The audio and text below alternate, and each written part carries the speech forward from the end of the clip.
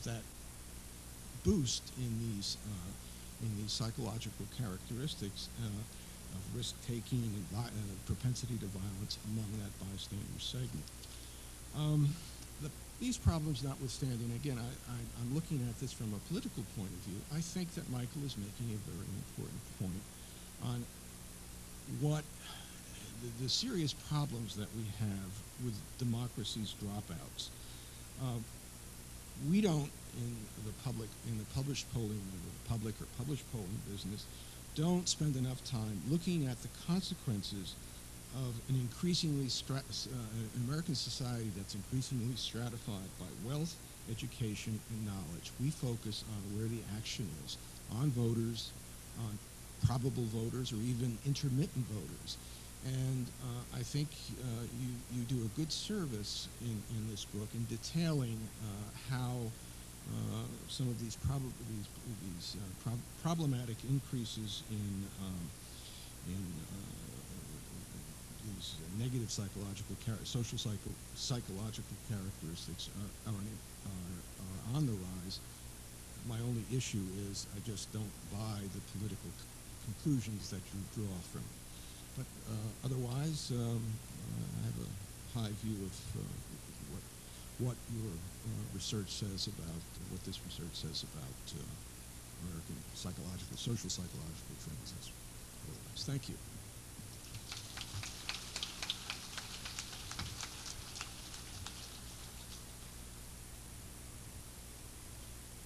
Thank you. I'm very pleased to have been invited to talk with you tonight about this book, and also appreciated the opportunity it afforded to become familiar with Michael's work on values. I share Andy's view. One of the nice things about this book is it does bring into play a slightly different set of data than we're used to seeing, and it does deal extensively with those who are alienated essentially from the political process. And I also certainly appreciated the heads up about America's drift toward, quote, brutal competition, exclusion, thrills, and consumption. And here all this time I thought it was just in my family. As the academic on this panel, I'm probably expected to offer some Tweedy methodological critique, coupled with a few obtuse scholarly observations, and I sincerely hope to disappoint those expectations. I do, though, have some questions to raise about the book, some of them methodological, but I'll do my best to keep my feet on the ground. And I left my tweed in the room, so hopefully I'll be on safe ground here. I would like to briefly raise and discuss with you two sets of questions roughly pertaining to methods and to concepts, respectively. So let me talk just a bit about the methods. This is clearly a book not intended for an academic audience. Concerned about methods, and in fact I can't be all that specific about the methods because actually I learned more about the methods in this presentation than are actually related in the book. There really is precious little revealed about them by way of sampling and analysis and so on. So I don't want to go into analytical detail because I fear that even if I had access to the information, you not having read the book wouldn't find it all that interesting anyway. But I would like to express a couple of broad reservations about the general analytical approach, which I think is apparent at least from part of the presentation. It affords a lot of interesting opportunities for Michael to talk about shifts and changes in American values, to make a couple of historical arguments as well. But basically, when it comes right down to it, this is a book about factor analysis. We start with several hundreds of questions, and from those close to 400 questions, they're boiled down to 127 value scales. And then those 127 scales are subjected to a principal components analysis, and a couple of factors are extracted, and those become two axes in a Cartesian coordinate system called the social values map. And then the top 20% of people expressing each one of these values is plotted on that map. Various groups are plotted on that map by essentially averaging their coordinates in this Cartesian system. And then we look at these successive quadrennial surveys and we look to see how people move around the map. So there's a lot of discussion of the map, quadrants of the map, movement on the map over time. And right now we Americans seem to be sliding into the survival individuality quadrant, dubbed the exclusion and intensity quadrant, particularly those of us who are non-voters. And the road we're driving, presumably in our SUVs, leads to anomie, aimlessness, and approval of violence, which all sounds pretty grim. But on the way, we pass through a couple of nice little towns: penchant for risk, sexual permissiveness, upscale consumerism, and those don't seem too bad to me. Now, maps are fun, of course. I think that they're fun, they're interesting. They give us some pictures, but I think there's just a lot of issues here. Lost in all these plots, for example, is the fact that we're not looking at data. We're looking at fitted data. Very loosely fitted data. Nowhere do we have any report of how well the map fits. And we've extracted just 2 factors. We're not told whether they're correlated or not. I presume they're not. They're orthogonal. But the first 2 principal components out of 127 scale items, I suspect, leaves a lot more variance behind than it captures. And so by plotting all this stuff, I feel kind of queasy about what it all means. And I found the book very abstract in that sense. And I would say if a shoe doesn't fit, don't wear it. So there's a lot that I just couldn't figure out, essentially, about the book.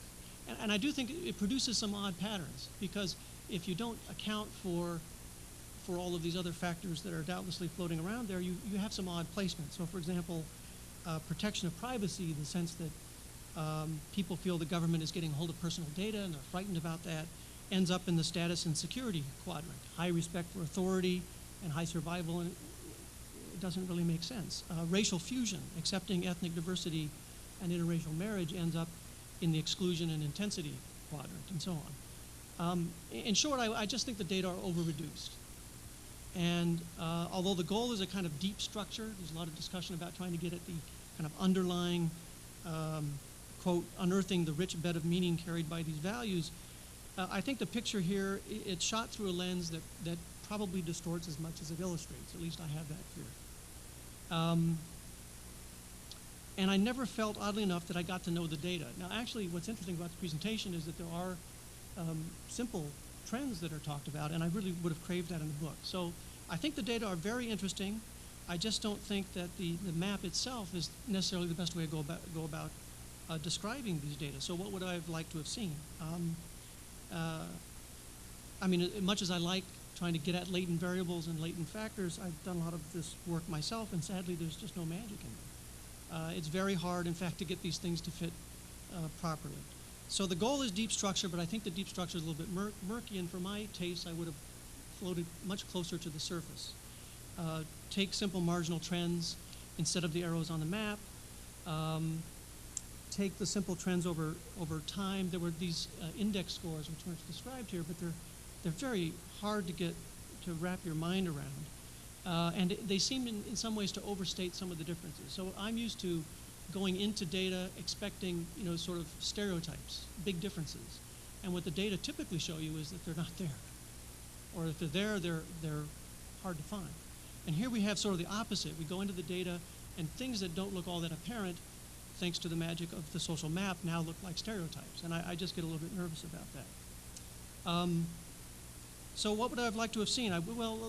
Staying closer to the data, the sort of trends that we had a chance to see here, and also more of an investigation thinking about the sources of change. So there's a real descriptive quality of the book, which is quite interesting. But the question is, why are these things happening? And in the appendix, there's a description of values and a suggestion that they change largely through generational change. But there may be life cycle effects. There's a lot of discussion of historical experience here. And so the question really what I would like to have seen is a little bit more engagement with the data, because there are ways in which these data could be used to explore change. And essentially what we have is a sort of freestanding historical analysis and then just description of values. But they really weren't dovetailed, and I'd love to see that going forward.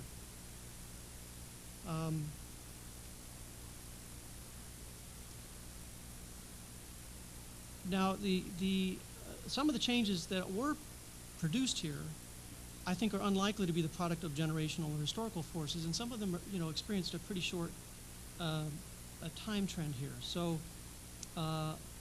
only a few of the clear time trends were revealed in the book. In fact, all of them were displayed here. But, for example, penchant for risk if you look at that time series, it basically jumped up between 96 and 2000. And why is this? Is an interesting question. It really calls for an analysis. Is it methodological? Is there something historical that would have produced that kind of a shift? Because it's flat before and after that particular interval. So there's, in general, a lot more investment in how things look in the book rather than why they look the way they do. And in addition to examining possible sources of value change, it would be nice to look at some of the possible effects of change. Now, the undercurrent of this whole work, of course, is that values matter for politics and voting in the sense that they have influence over the political choices people make at the polls and also whether they go to the polls at all in the first place. But we don't really have an analysis of whether, once we've controlled for kind of all the usual factors that account for political choices or that account for showing up at the polls, whether in fact these values make a difference, whether they account for additional variance. They could simply be symptomatic of all the things we know, like education and like social class and other variables, party identification among them, strength of party identification and so on. So there's a suggestion here that the values matter, but I didn't really see here a clear demonstration of that. It's not that I suspect they don't, I just haven't seen it clearly. And then the last point, we have some difficulties to deal with in terms of the possible effects of some of these value changes, because we have, for example, this increase in hedonism is on the rise, anomie, and so on.